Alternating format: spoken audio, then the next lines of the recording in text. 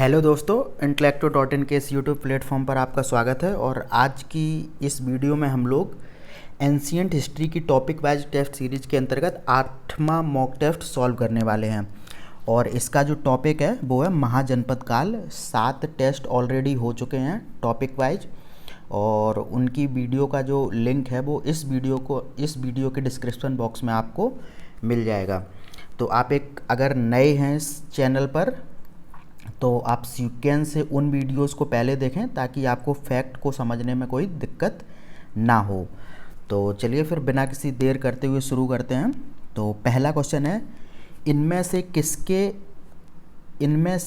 किससे 16 महाजनपदों के विषय में जानकारी मिलती है। तो ये है अंगुत्तर निकाय, सुत्त पिटक और विनय पिटक।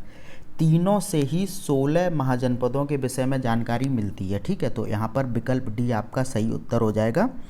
और आपको ये भी पता होना चाहिए कि ये जो अंगुत्तर निकाय हैं, सुत्त पिटक हैं और ये जो विनय पिटक है, ये सभी बौद्ध साहित्य हैं। ठीक है, अगला क्वेश्चन आपसे पूछा गया है कि किस जैन साहित्य से 16 महाजनपदों के बारे में पता चलता है।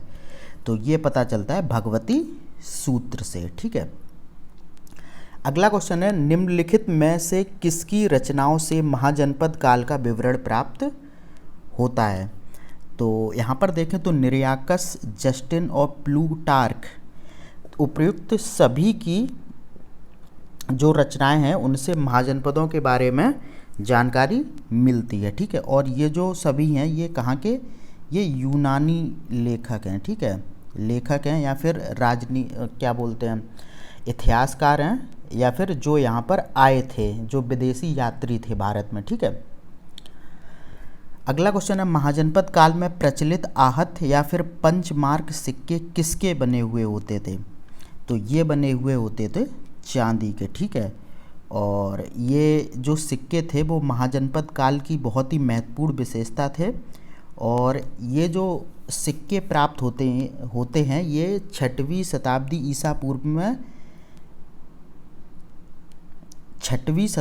ईसा पूर्व से और मौर्य काल के बीच में प्राप्त होते हैं। ठीक है, और ये भारत के प्राचीनतम सिक्के हैं। ठीक है, अगला क्वेश्चन है, चंपा निम्नलिखित में से किसकी राजधानी थी।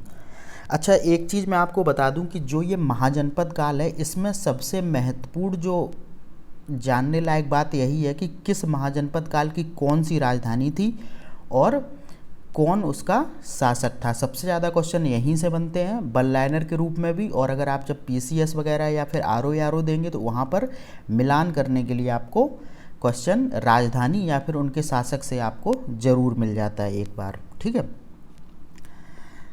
तो यहाँ पर हाँ, क्वेश्चन नंबर 5 हम लोग डिस्कस कर रहे थे। तो क्वेश्चन था कि चंपा निम्नलिखित में से किसकी राजधानी थी। तो चंपा जो राजधानी थी वो अंग महाजनपद की थी, और जो अंग महाजनपद का शासक था वो था ब्रह्मदत्त। ठीक है, और एक यहाँ पर इम्पोर्टेंट फैक्ट ये है कि जो बिंबिसार था इसने ब्रह्मदत्त को पराजित कर अंग को मगध महाजनपद में मिला लिया था। ठीक है, अगला क्वेश्चन है, अवंती का शासक कौन था।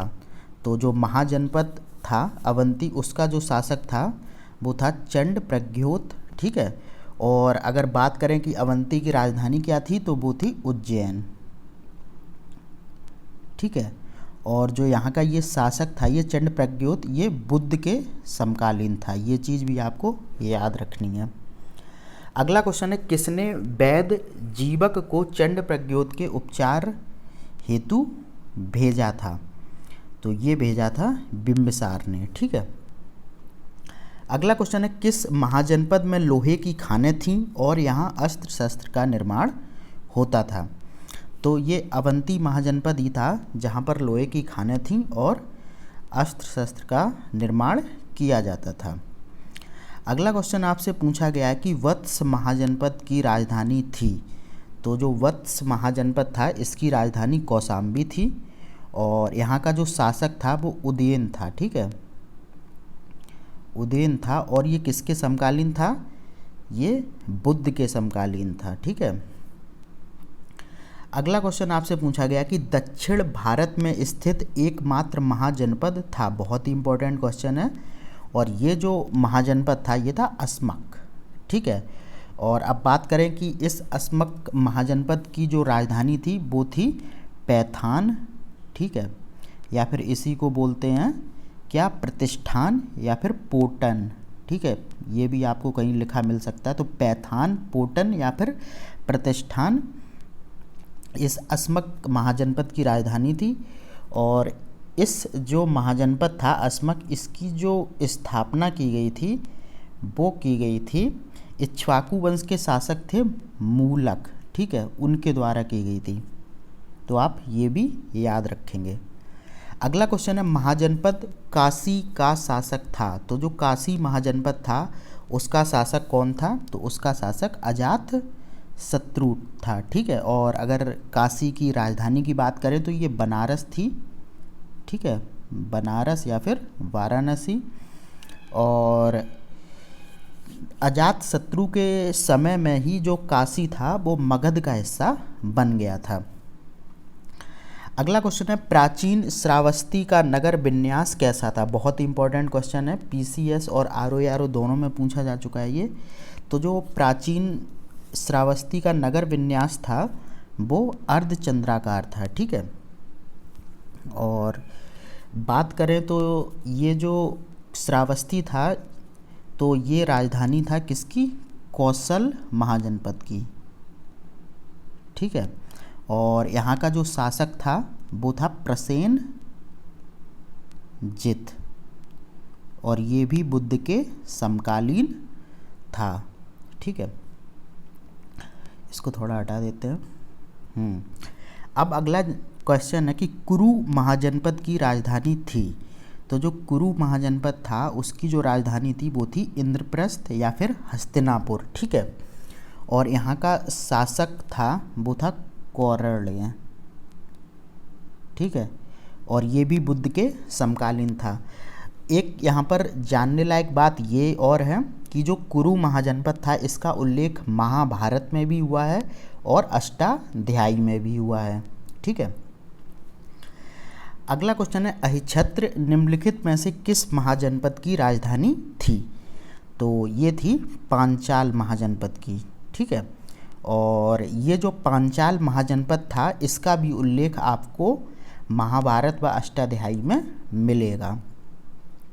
जो बातें मैं बोल रहा हूँ वो बहुत ही इम्पोर्टेंट है क्योंकि मैं वही यहाँ पर बोल रहा हूँ जो एग्ज़ाम पॉइंट ऑफ व्यू से बहुत ज़्यादा महत्वपूर्ण है। तो आप इसको अच्छे से सुने और अगर आप चाहें तो इसको नोट कर सकते हैं, नहीं तो कुछ दिन बाद इसी टेस्ट सीरीज़ को intellecto.in की वेबसाइट पर टॉपिक वाइज टेस्ट सीरीज़ के नाम से लॉन्च किया जाएगा, जिसमें कि आप एडमिशन ले सकते हैं और बाद बाकी जो भी प्रक्रिया होगी आपको आगे इन्फॉर्म किया जाएगा कि वो कैसे मिलेगी। ठीक है। तो चलिए आइए क्वेश्चन की तरफ आते हैं। तो अगला क्वेश्चन जो आपसे पूछा गया है वो है कि किस महाजनपद का उल्लेख मेगस्थनीज की पुस्तक इंडिका में मिलता है? तो ये मिलता है सूरसेन महाजनपद के बारे में। ठीक है। और एक ये चीज़ ये भी याद रखिए कि जो इंडिका पुस्तक है उसका लेखक कौन है? मेगस्थनीज। और इस पुस्तक में जिस महाजनपद का उल्लेख मिलता है वो है सूरसेन। और सूरसेन की अगर राजधानी की बात करें तो ये थी मथुरा। ठीक है। अगला क्वेश्चन है किस महाजनपद में गणतंत्रात्मक शासन था? तो ये था मल्ल में। ठीक है। और मल्ल महाजनपद की अगर हम लोग राजधानी की बात करें तो ये थी कुशीनारा या फिर पावापुरी। आप लोग याद रखेंगे। अगला जो क्वेश्चन है वो है वज्जी महाजनपद की राजधानी थी। तो बताइए क्या थी? तो ये थी मिथिला। ठीक है। तो जो मिथिला थी और एक और वैशाली। ठीक है। और एक चीज़ यहाँ पर याद रखिए कि जो ये वज्जी महाजनपद था ये 8 गणराज्यों का संघ था। और जो इन्हीं गणराज्यों में एक लिच्छवी गणराज्य था, उसी के जो राजा थे चेटक। ठीक है। कौन थे? चेतक। वही यहाँ के शासक थे इस महाजनपद के। और जो ये चेतक थे, इनकी पुत्री थी, उनका नाम था क्या? चेलना। ठीक है, आप याद करिए, उनका नाम था चेलना। उनका विवाह किससे हुआ था? जो मगध का राजा था बिंबिसार, उसके साथ चेलना का विवाह हुआ था। ठीक है। अगला क्वेश्चन है, कहाँ विश्व का पहला गणतंत्र स्थापित किया गया था? तो जो विश्व का पहला गणतंत्र था वो वैशाली में स्थापित किया गया था लिच्छवियों द्वारा। ठीक है। और एक चीज़ और है कि जो वैशाली था वो बुद्ध काल का सबसे बड़ा तथा शक्तिशाली गणराज्य था, ये भी आपको याद रखना है। और ये क्वेश्चन तो बहुत ही इम्पोर्टेंट है, जो यहाँ पर पूछा गया है कि पहला गणतंत्र कहाँ स्थापित किया गया था। अगला क्वेश्चन है, कौन सा महाजनपद श्रेष्ठ घोड़ों के लिए प्रसिद्ध था? तो ये था कंबोज। ठीक है। और अगर कंबोज की राजधानी की बात करें तो ये थी हाटक। अगला क्वेश्चन है कि पुराणों के अनुसार मगध पर सर्वप्रथम किस वंश ने शासन किया था? तो पुराणों के अनुसार देखें तो मगध पर सर्वप्रथम जो शासन किया था वो किया था बृहद्रथ वंश ने। लेकिन अगर बौद्ध ग्रंथ के अनुसार देखें तो मगध पर सर्वप्रथम किसने शासन किया था? हार्यक वंश ने। तो आपको याद रखना है, अगर पुराणों के संदर्भ में क्वेश्चन आता है तो बृहद्रथ वंश हो जाएगा, और अगर बौद्ध ग्रंथ के अनुसार क्वेश्चन पूछा जाता है तो आंसर आपका होगा हार्यक वंश। ठीक है। और बात करें कि ये जो मगध महाजनपद था, इसकी जो राजधानी थी वो भी आपको पता होनी चाहिए, वो राजगीर, ठीक है, या फिर राजगृह थी। ठीक है। अगला क्वेश्चन आपसे पूछा गया कि सुक्तिमती निम्नलिखित में से किस महाजनपद की राजधानी थी? तो जो सुक्तिमती थी ये चेदी महाजनपद की राजधानी थी। ठीक है। अगला क्वेश्चन है, कौन सा महाजनपद शिक्षा का प्रमुख केंद्र था? तो गांधार जो महाजनपद था ये शिक्षा का प्रमुख केंद्र था, और गांधार की जो राजधानी थी वो थी तक्षशिला। ठीक है। अगला क्वेश्चन है, मत्स्य महाजनपद की राजधानी थी? तो जो मत्स्य महाजनपद था इसकी राजधानी थी विराटनगर। ठीक है। और इस मत्स्य महाजनपद की अगर वर्तमान स्थिति की बात करें तो ये राजस्थान में स्थित था। अगला क्वेश्चन है, हार्यक वंश की स्थापना किसने की थी? तो हार्यक वंश की स्थापना की थी बिंबिसार ने। ठीक है। और अगर हार्यक वंश के कालखंड की बात करें तो ये था 544 से 412 ईसा पूर्व तक। ठीक है। और इसको पितृहंता वंश भी कहते थे। ठीक है। तो यहाँ पर मैंने आपको 2 एक्स्ट्रा फैक्ट बताए हैं, एक तो इसका कालखंड और इस हार्यक वंश का अन्य नाम क्या था। बाद बाकी जो इसका संस्थापक था वो बिंबिसार था ही। ठीक है। अब अगला क्वेश्चन आपसे पूछा गया है कि इसको थोड़ा हटाते हैं। हाँ, अगला क्वेश्चन आपसे पूछा गया कि बिंबिसार को जैन साहित्य में क्या कहा जाता था? तो जो बिंबिसार था उसको जैन साहित्य में कहा जाता था श्रेणिक। ठीक है। और अगर हम लोग बात करें मगध साम्राज्य के सत्ता के वास्तविक संस्थापक की तो वो बिंबिसार ही था। ठीक है। अगला क्वेश्चन आपसे पूछा गया है कि बिंबिसार का पुत्र कौन था? तो बिंबिसार के पुत्र का नाम था अजातशत्रु, और अजातशत्रु ने बिंबिसार की हत्या करके इस वंश का अगला शासक बना था। ठीक है। और अजातशत्रु के अन्य नाम की बात करें तो इसका अन्य नाम जो था वो था कुड़िक। तो आप कंफ्यूज नहीं होंगे, क्योंकि अजातशत्रु का जो अन्य नाम था वो था कुड़िक, और बिंबिसार का जो अन्य नाम था श्रेणिक, जैन साहित्य के अनुसार। अगला क्वेश्चन आपसे पूछा गया कि अजातशत्रु निम्नलिखित में से किसके समकालीन था? तो जो अजातशत्रु था वो गौतम बुद्ध के समकालीन था, और इसी के समय गौतम बुद्ध को महापरिनिर्वाण की प्राप्ति हुई थी। महापरिनिर्वाण यानी कि उनकी मृत्यु। ठीक है। अगला क्वेश्चन आपसे पूछा गया कि अजातशत्रु के बाद कौन हार्यक वंश का अगला शासक बना था?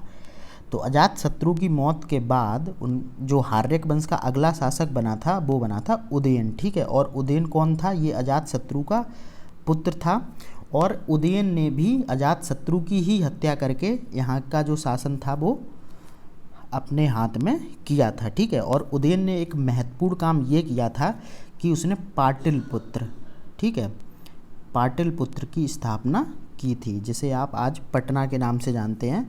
और पाटलिपुत्र की उदयन ने स्थापना की तथा अपनी जो राजधानी थी राजगीर से यहाँ पर स्थानांतरित किया उसको। अगला क्वेश्चन है, बौद्ध ग्रंथों में किसको पितृहंता कहा गया है? तो ये कहा गया है उदयन को, ठीक है। और उदयन कौन से धर्म को मानने वाला था, ये भी एक बार क्वेश्चन में पूछा जा चुका है, तो ये जैन धर्म को मानने वाला था। अगला क्वेश्चन आपसे पूछा गया है कि हार्यक वंश का अंतिम शासक कौन था? तो हार्यक वंश का जो अंतिम शासक था वो उदयन का पुत्र नागदशक था। और इसी समय शिशुनाग ने इस नागदशक को मारकर शिशुनाग वंश की स्थापना की थी। अगला क्वेश्चन आपसे पूछा गया कि किसने मगध की राजधानी को पाटलिपुत्र से वैशाली स्थानांतरित किया था? तो ये किया था शिशुनाग ने, ठीक है। और शिशुनाग ने ही शिशुनाग वंश की स्थापना की थी। अच्छा चलिए, शिशुनाग वंश का जो कालखंड था उसको याद करिए, ये था 412 ईसा पूर्व से 344 ईसा पूर्व तक, ठीक है। अगला क्वेश्चन है, मालवा क्षेत्र पर मगध की सत्ता का विस्तार किसके शासनकाल में हुआ था? तो मालवा क्षेत्र पर मगध की सत्ता का जो विस्तार था वो शिशुनाग के शासनकाल में ही हुआ था। अगला क्वेश्चन आपसे पूछा गया कि कालाशोक को पुराणों तथा दिव्यावदान में क्या कहा गया है?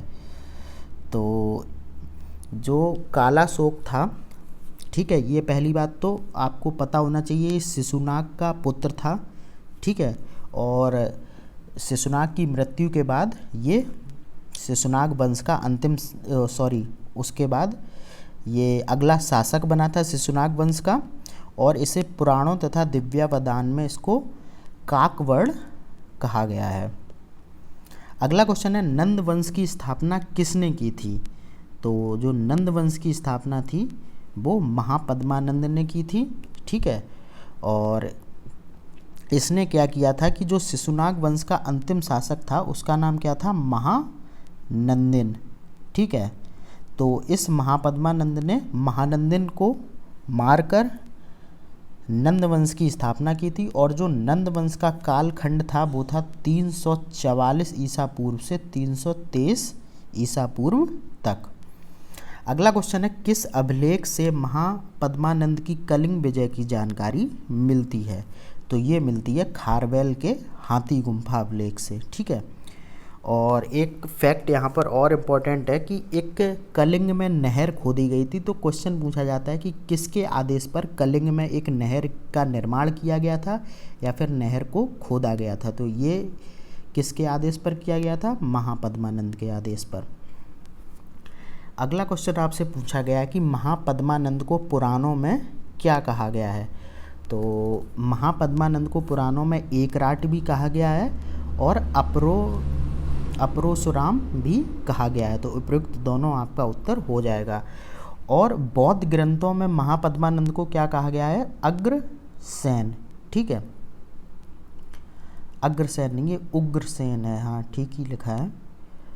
बौद्ध ग्रंथों में क्या कहा गया है महापद्मानंद को? उग्रसेन, ठीक है। अगला क्वेश्चन है, महापद्मानंद व नंद वंश के अन्य शासक किस धर्म के समर्थक थे या फिर किस धर्म को मानने वाले थे? तो जो नंद वंश के शासक थे महापद्मानंद सहित ये सभी लोग जैन मत को मानते थे, ठीक है। अगला क्वेश्चन आपसे पूछा गया है कि नंद वंश का अंतिम सम्राट कौन था? तो जो नंद वंश का अंतिम सम्राट था वो घनानंद था। ये महापद्मानंद का पुत्र था। और आपको पता होगा कि घनानंद के ही शासनकाल में सिकंदर ने भारत पर आक्रमण किया था। और इसी समय चाणक्य की सहायता से 322 ईसा पूर्व में चंद्रगुप्त मौर्य ने घनानंद की हत्या करके मौर्य वंश की स्थापना की थी, ठीक है। अगला क्वेश्चन है, घनानंद को यूनानी विवरण में क्या कहा गया है? तो घनानंद को यूनानी विवरण में अग्रमीज कहा गया है। ठीक है। अगला क्वेश्चन आपसे पूछा गया कि महाजनपद काल में श्रेणियों के संचालक को क्या कहा जाता था। तो महाजनपद काल में जो श्रेणियों का संचालक होता था उसे कहा जाता था श्रेष्ठिन। ठीक है। अगला क्वेश्चन आपसे पूछा गया कि पाली ग्रंथों में गांव के मुखिया को क्या कहा जाता है। तो पाली ग्रंथों में गांव के मुखिया को ग्राम भोजक कहा जाता था या तो सिर्फ भोजक कहा जाता था। ठीक है। तो इस तरीके से जितने भी क्वेश्चन महाजनपद काल से बन सकते थे उन सबको आप लोगों ने देखा और मेरे द्वारा जो डिस्कशन किया गया है उसको भी बहुत अच्छी तरीके से सुना होगा। तो अगर आप इसको बहुत अच्छे से कर लेते हैं तो जो वन लाइनर क्वेश्चन बनते हैं मतलब यहाँ से बाहर नहीं जाएंगे। और बाद बाकी ये कुछ कोर्सेज़ की डिटेल हैं। यूपीपीसीएस प्री के लिए एक टेस्ट सीरीज़ चल रही है। ठीक है। और आरओ के लिए टेस्ट सीरीज़ चल रही है और यूपीपीसीएस के लिए पूरा प्रोग्राम भी चल रहा है जिसमें आपको सभी notes, current affairs, total mock test सब कुछ मिल जाएगा आपको इसमें। ठीक है। और ऐसा ही सेम कोर्स चल रहा है आरओ के लिए। तो अगर आप इंटरेस्टेड हैं कोर्स में तो आप यहाँ इस नंबर पर कॉल या व्हाट्सएप कर सकते हैं या फिर सीधा intellectual.in की वेबसाइट पर जाकर आप कोर्स में एनरोल कर सकते हैं। चलिए ठीक है, फिर मिलते हैं अगली वीडियो में। तब तक के लिए धन्यवाद।